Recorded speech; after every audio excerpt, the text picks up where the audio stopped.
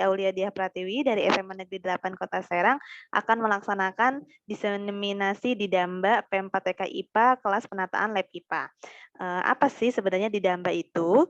Di Damba itu adalah sebuah pembelajaran yang diselenggarakan secara online.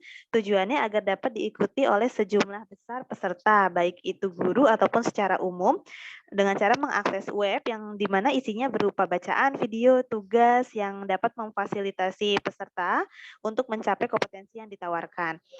Di Damba menawarkan beberapa kelas, baik itu di fisika, kimia, biologi, atau terbuka secara umum. Kelas yang diikuti yaitu saya mengikuti kelas penataan laboratorium IPA yang terdiri dari pendahuluan, sesi 1 berisi laboratorium dan pembelajaran IPA, sesi 2 berisi penataan ruang praktik dan akomodasi lingkungan, sesi 3 berisi penataan alat dan bahan, lalu terakhir penutup dan ditutup dengan acara diseminasi. Di sesi 1 di sesi 1 kita membuat video. Video ini berisi tentang kondisi real dari laboratorium yang ada di sekolah kita.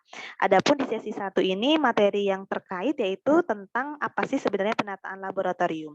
Penataan laboratorium merupakan suatu aspek dari pengelolaan laboratorium. Sangat penting dilakukan sehingga kita dapat paham fungsi dan struktur laboratorium itu sendiri. Untuk apa? Untuk membantu meningkatkan kualitas pembelajaran IPA bagi peserta didik.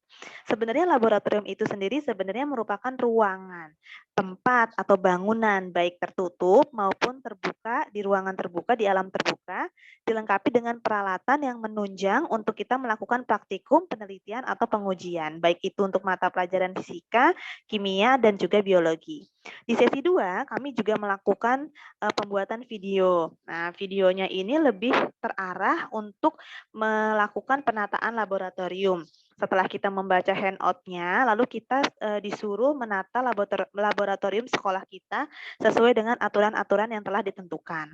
Di sesi 2 ini diajarkan tentang penataan ruang praktek, baik itu bangunannya, lalu ruang praktikumnya, perabotannya, mejanya, lemarinya, raknya, atau media pandangnya seperti carta, papan tulis, dan lain-lain.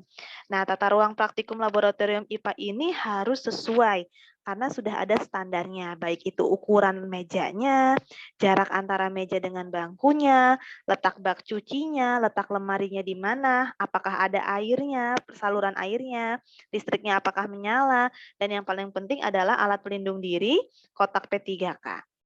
Lalu ada juga kita diajarkan kondisi akomodasi, baik itu kondisi dari fasilitas yang berupa fisik yang ada di laboratorium. Lalu ada juga kondisi lingkungan, di mana kondisi lingkungan ini merupakan kondisi yang diperlukan saat melakukan pekerjaan di laboratorium.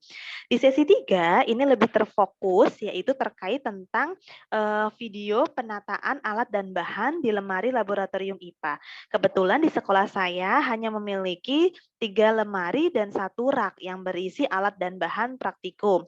Ada alat dan bahan praktikum fisika, kimia, dan juga biologi. Kebetulan laboratorium saya di sekolah masih jadi satu antara fisika, kimia, biologi.